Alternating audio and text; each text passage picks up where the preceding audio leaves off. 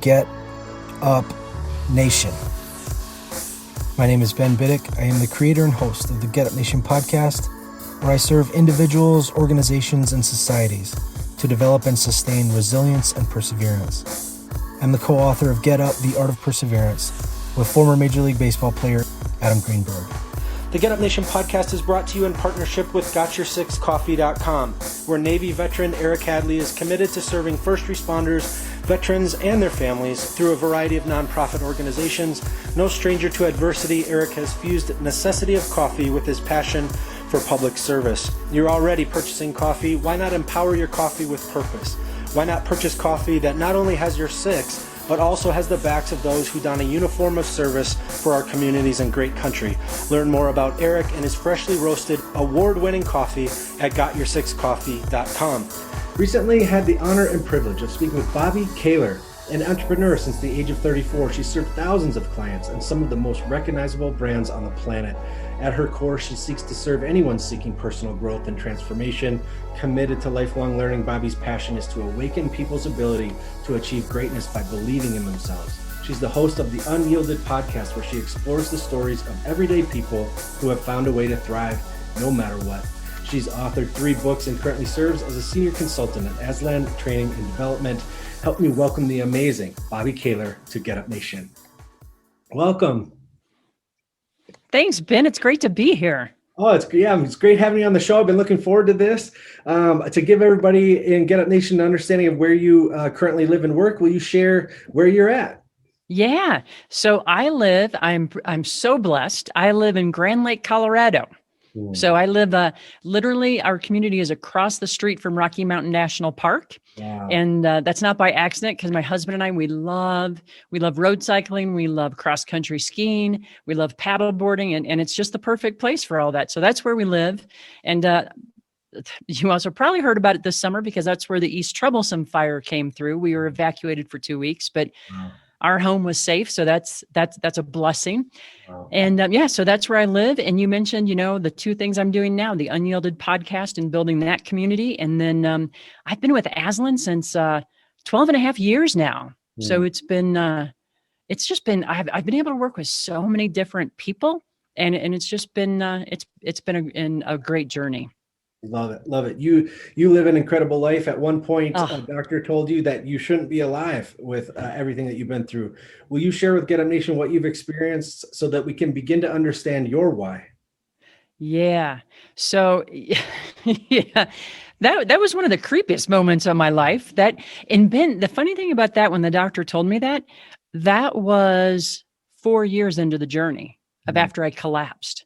Wow. And so it was actually back in 2003, March 6th, I collapsed, and that started this odyssey of us trying to figure it out. And I collapsed on March 6th, but it was really like 10 months leading up to that. It was a slow decline, and it was so slow that we didn't really see it. Like, we knew it was happening, but you didn't really see it. Had it been a shock, you would have been like, oh, we got to do something. Right. So 4 years into it, 6 months into it, I found a doctor. And he was at OHSU, because we lived in Oregon at the time.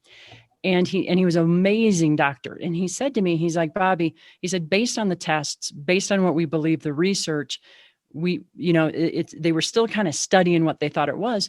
But he said, we think that people who get this, only 3% will experience a full recovery. Wow. And that was kind of a shock.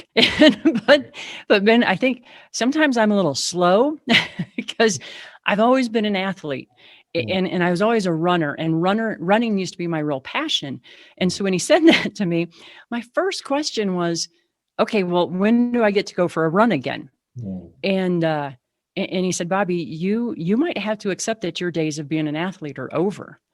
And I was just like, it was an instinctive, like, no, I've always been an athlete. I will always be an athlete. I don't know what it's going to look like, but it's going to be there. And and so that was an interesting time, because that day when we went home, my husband, well, he was my boyfriend at the time, he said to me, he's like, wow, he goes, this has got to be hard. This really it's not very fair. Like, doesn't matter if it's fair, it's happened. And now what? Now what do I do? How do I find my way back? Right. And it was a 10-year journey.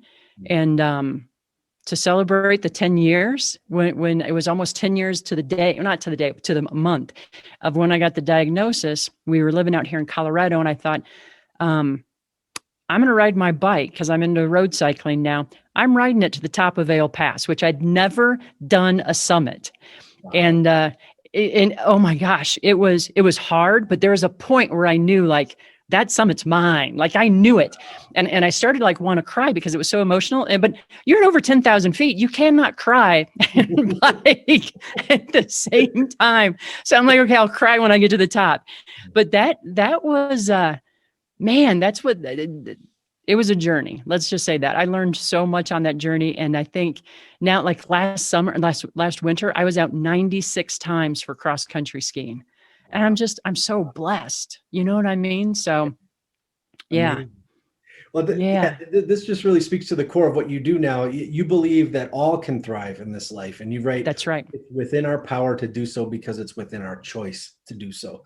Will you share a little bit about what you realized when you realized that no one was coming to rescue you?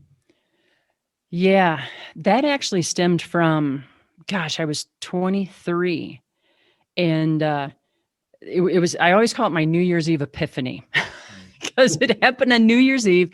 And at the time, like my family, they didn't believe in college. Like I had to fight to stay in high school. My mom really wanted me to drop out and I didn't want to.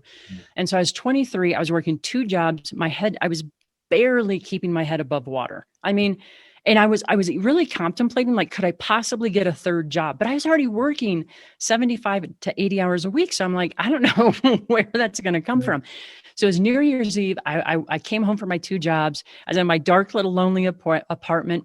And I remember kind of asking the universe, how did my life end up this way?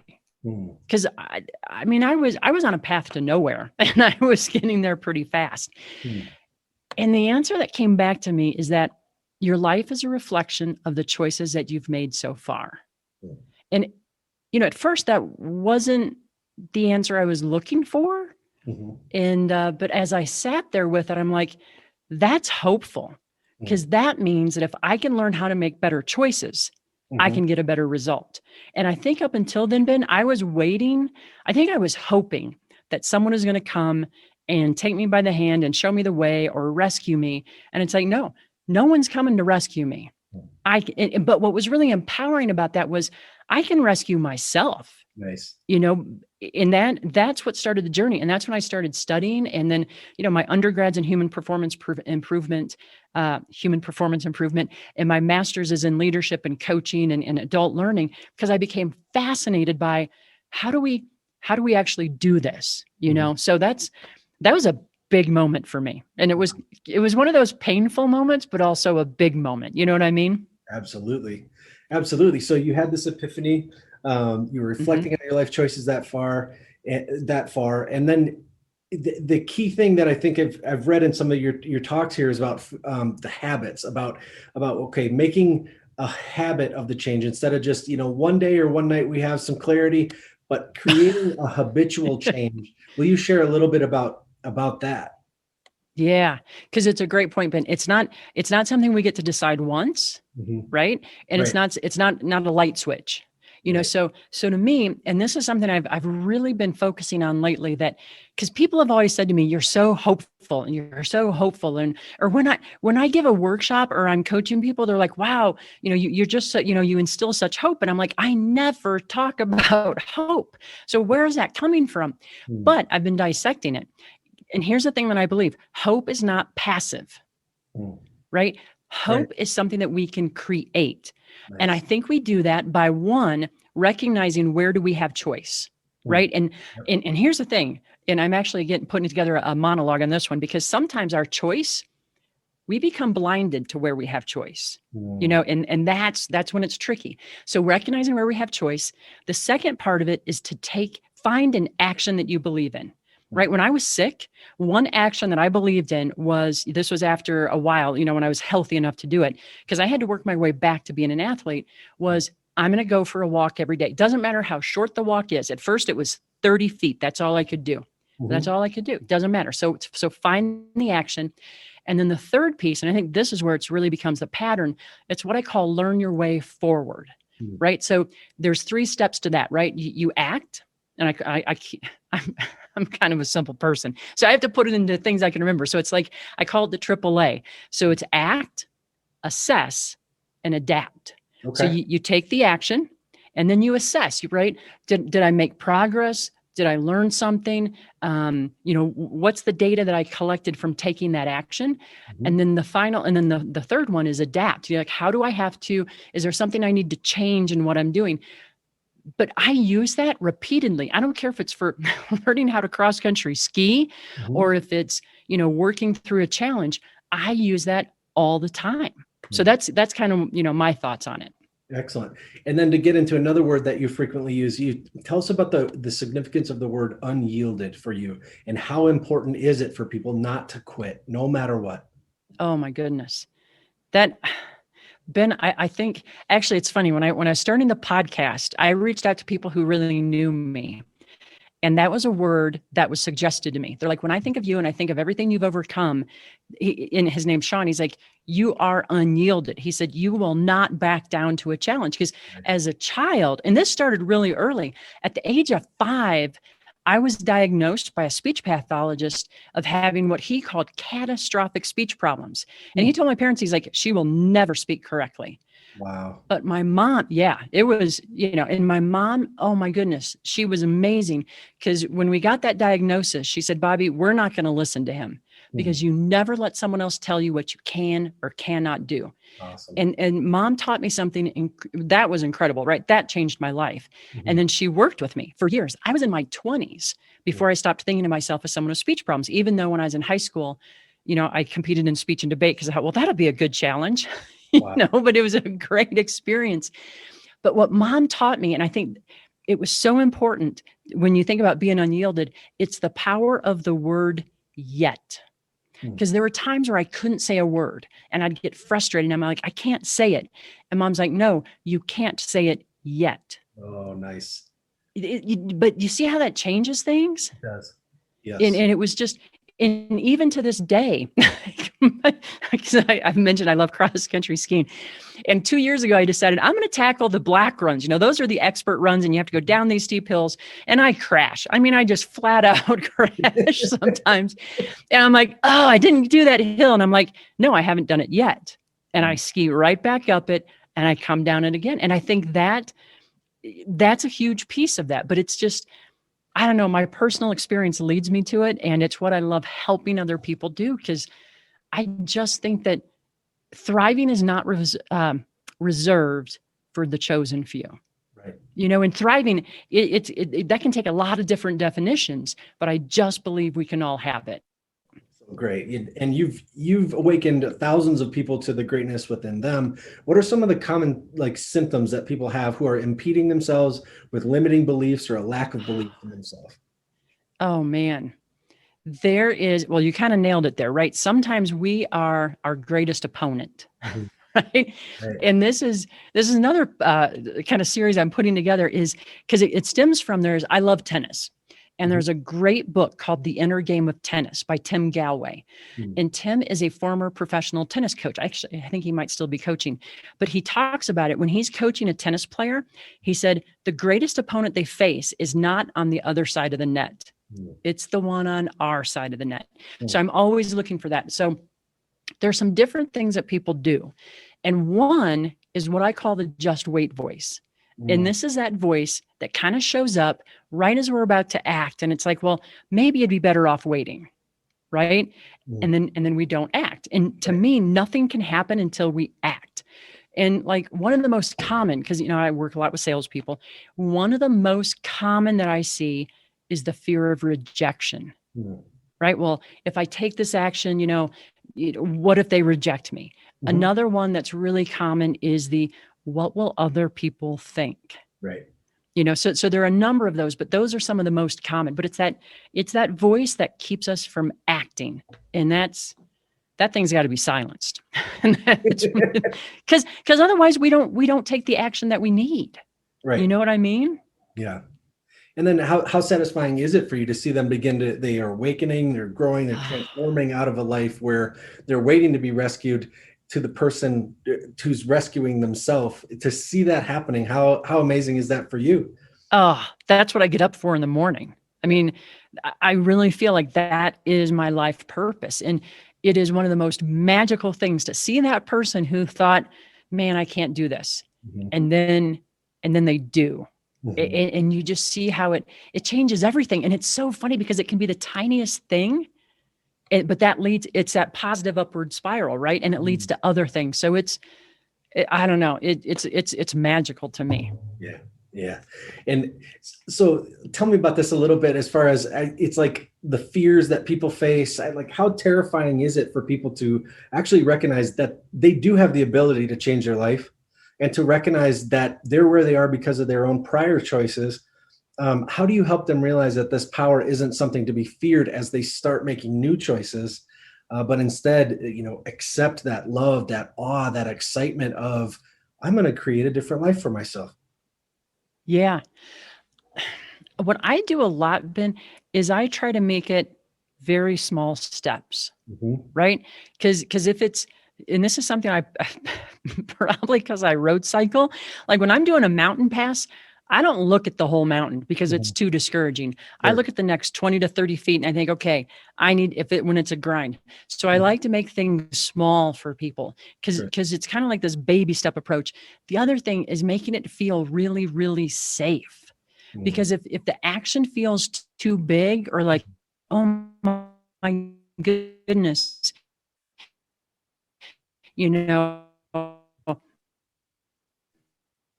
what happens if I fail with, also is I really help people understand it's a process, right? Even if you fail, I think it was, who was it? Was it Nelson Mandela? Someone said, I never lose, I either win or I learn. Right. And I think as long as we're learning, we're moving our way forward. So that's a big piece of what I try to instill in people. Like, it's okay if you make a mistake. Making a mistake is part of learning. Yeah. And if we're learning, we're moving forward. So I really try to focus in more at the process, so that so it doesn't seem overwhelming. Right. And so to make immediate, they say the journey of however long starts with that first step.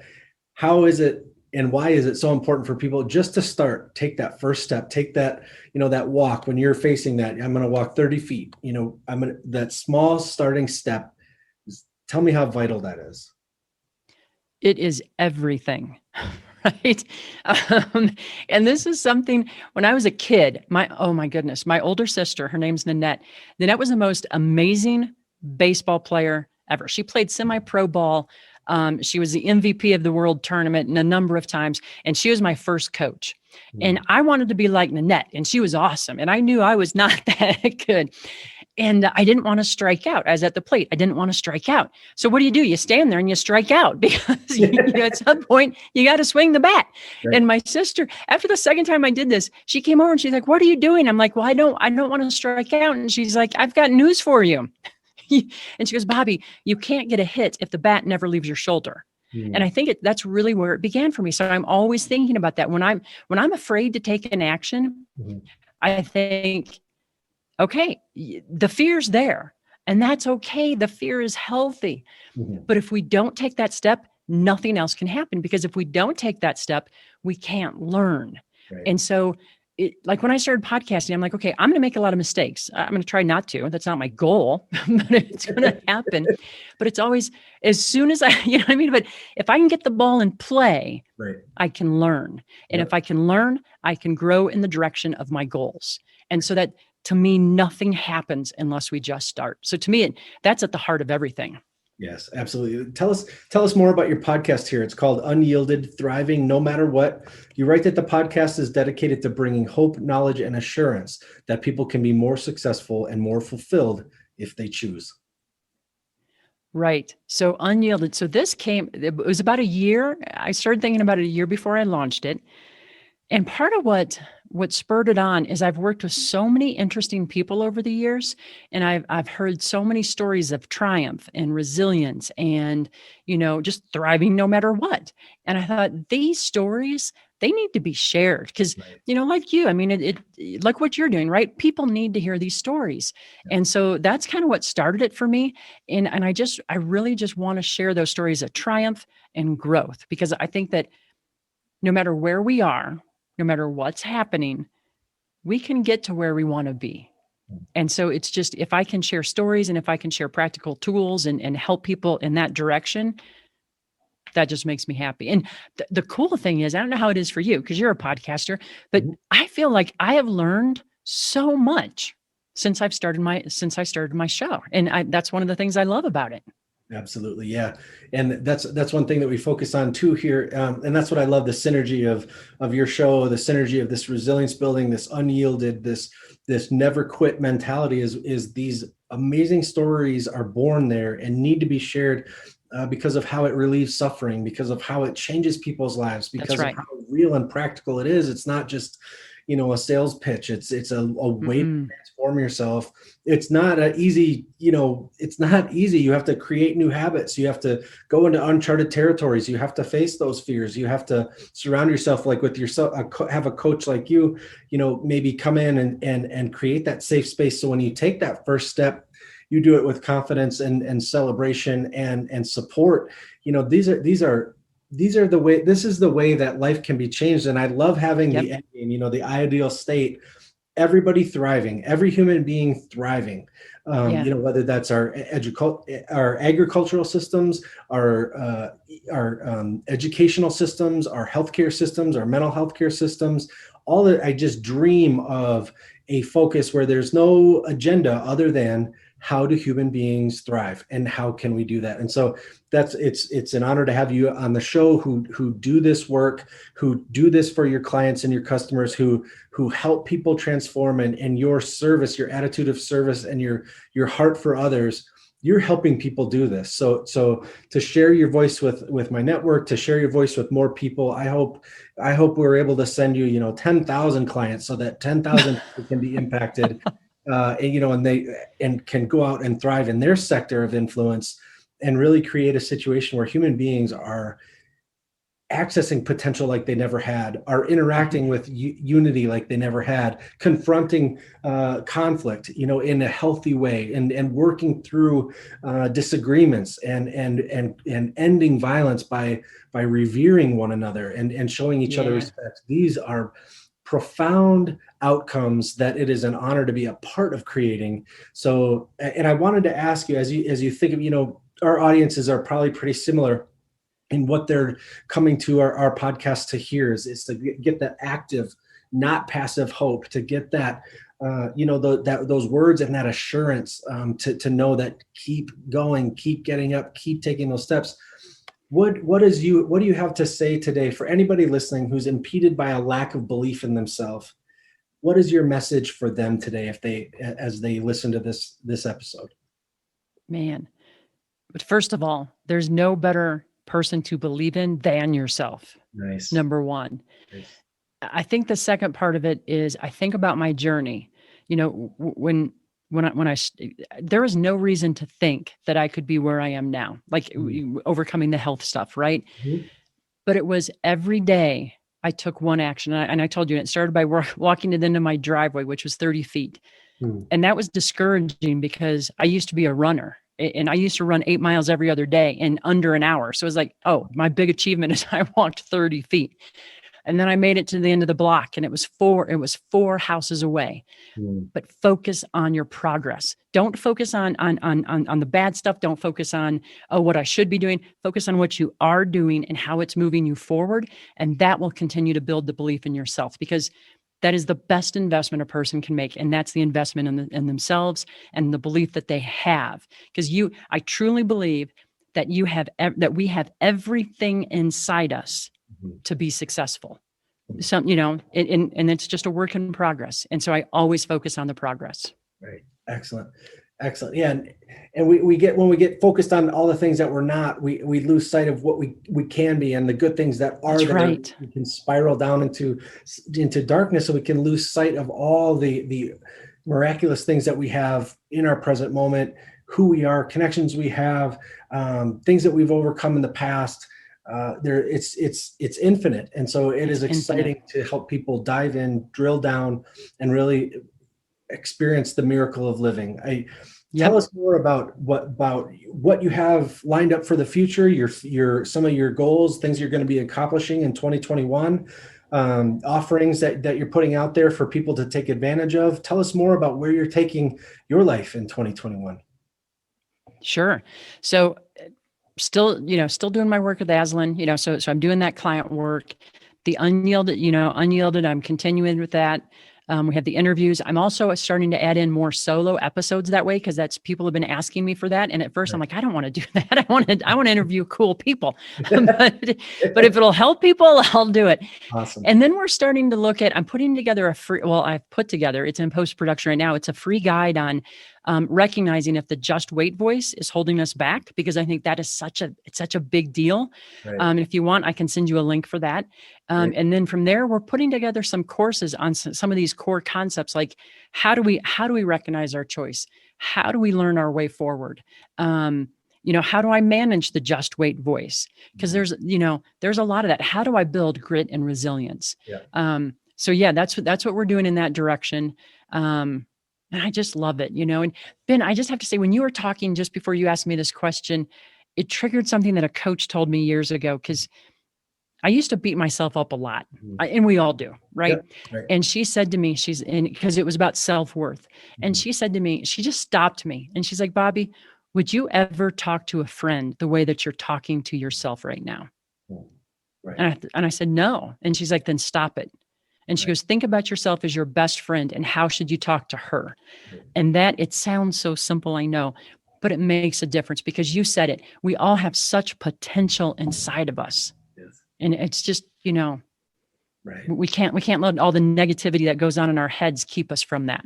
That's right. Yeah. And one thing that I've encountered too is this concept of, if I take care of myself or I love myself, that somehow that's like arrogant or unhealthy, or, it's like, so being true to myself is humility. So, limiting myself from being everything that I am is something that is some higher moral concept. I don't think so. Like the reality of the matter is, it's miraculous that we're alive and we're here.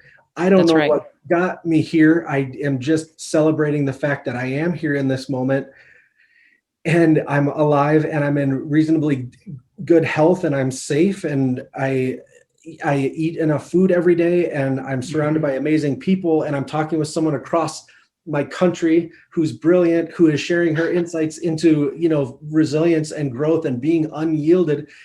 How would I not be celebratory? How would I not want to give more of these gifts? And it's not that, for me to be successful in that way, for me to be kind to myself and kind to others, that is not arrogant. It's not some sort of moral failure. That is in the opposite, in my opinion. Do you agree? Do you encounter that? Oh my goodness. This was a few years ago that I had the epiphany. Actually, someone pointed it out to me. They're like, you care for others, but how much do you care for yourself? And I thought, why? Yeah. And so I had this mantra, this is for the year, was, you're worthy of care.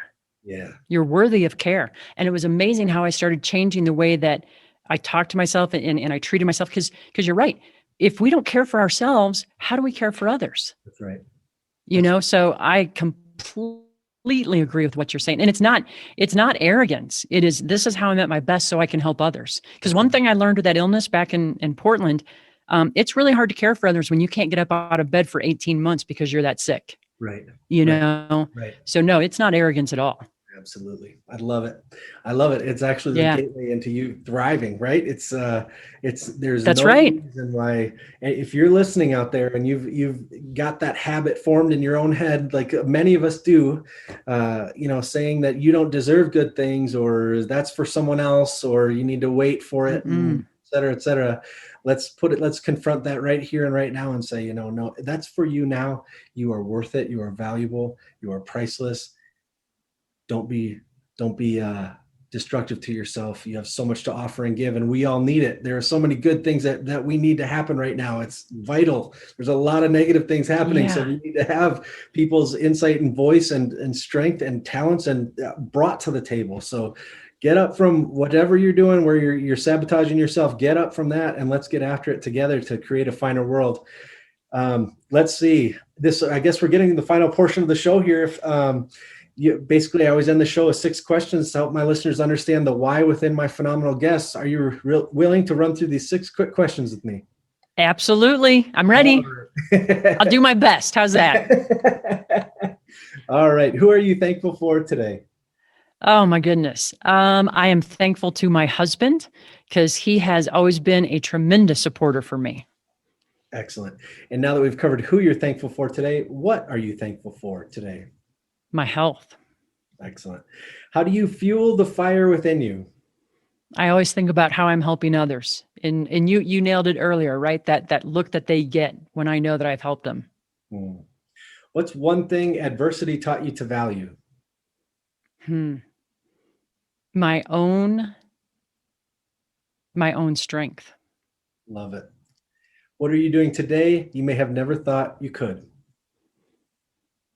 I am going down a lot of things. One that comes to mind instantly, because I love cross-country skiing, is I am going down hills that I never thought I had a chance of doing. They terrified me to walk down them.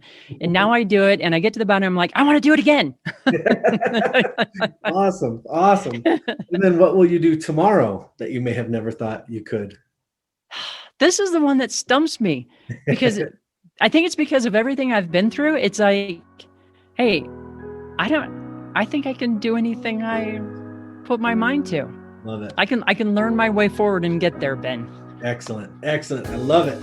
All right. How can people learn more about you and your amazing work? Oh, they can find me I'm on LinkedIn, Bobbi Kahler on LinkedIn. I post quite a bit of stuff there. They can also go to my website, which is UnYielded.net. And there you can find out everything about me and the podcast. And obviously the podcast is anywhere you listen to a podcast, just either by Bobbi Kahler or UnYielded. Excellent. All right. And those links and those social handles will be below in the show notes. Make sure you follow, like, and subscribe everything she's doing to get some powerful content sent your way. Bobbi, thank you so much today for helping us all learn how we can get up when life knocks us down.